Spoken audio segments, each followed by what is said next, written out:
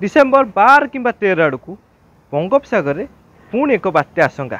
हाँ आज्ञा, दक्षिण बंगोपसागर आउ एक लघुचाप। आज हूँ डिसेम्बर 5। दक्षिण बंगोपसागर एक घूर्णिबल क्षेत्र सृष्टि होती।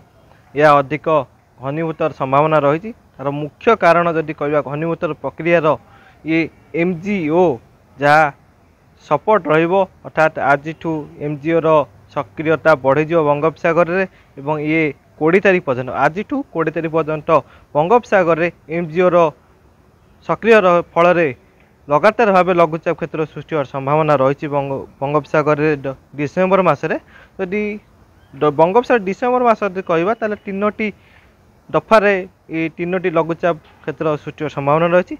आज 5 तारीख टू या 14 तारीख मध्य गोटे लघुचाप और 14 तारीख टू ये 20 तारीख मध्य द्वितीय लघुचाप और 21 तारीख पर 31 तारीख मध्य तृतीय लघुचाप क्षेत्र सृष्टि होवार संभावना रही।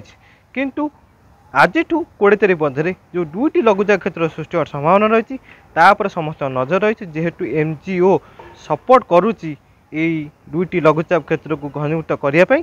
तो प्रथम जो आज जो रही दक्षिण बंगोपसागर जो घूर्णिबल क्षेत्रटी ये केते शक्तिशाली हम और परवर्ती पर्यायर बात्या रूप नब कि ना ता देखा बाकी रहा। कहीं या जदि देखा ताले जो कारक रही ये कारक आपको सुहाऊँ एक बात्या रूप नहीं पारे।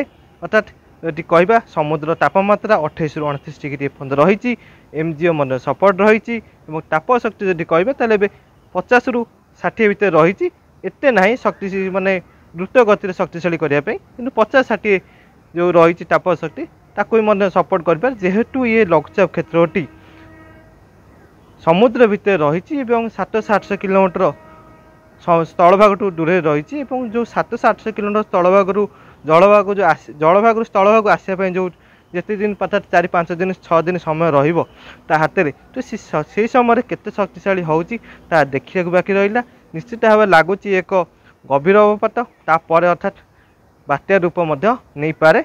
देखा परवर्ती पर्यायर मुझे आपन को आउ गोटे भिडियो आनिबी ता माध्यम आपको जनइबी केते शक्तिशाली हबार संभावना रही और बात्या हम कि न हम। किंतु एबेका स्थिति जहाँ रही ओडिशा रे जो पश्चिमा झड़ प्रभाव रहिबा आसंता कालीठू ये झड़ रहिबो 9 तारीख पर्यंत पश्चिमा झड़ प्रभाव में उत्तर भारत में पश्चिमा झड़ रहिबो ता प्रभाव में किछि चिटिका बादल ओडिशा देई ये जीव एवं जहाँ फल ओडिशा रे किछि अंचल रे हल्का धरण वर्षा देखा मिलिबो। 9 तारीख पर्यंत जो शीत 5 तारीख बढ़ियार थिला ताहा टिके डेरी रहिबो और 9 तारीख पर्यंत शीत देखा केते मिलिबनी हल्का शीत देखा मिल। किंतु 10 तारीख पर धीरे धीरे ओडिशा रे पुणी शीत बढ़िबार संभावना रही। ये पाखापाखि 10 रु 15 दिन पर्यंत कंटिन्यू भाव में ये शीत रहिबो। देखिबा जदि भी किसी अपडेट आसे निश्चित भाव में आपको जनइबी। देखु चैनल को आम चैनल को सब्सक्राइब करेंगे, लाइक करेंगे, शेयर करेंगे। रही नमस्कार।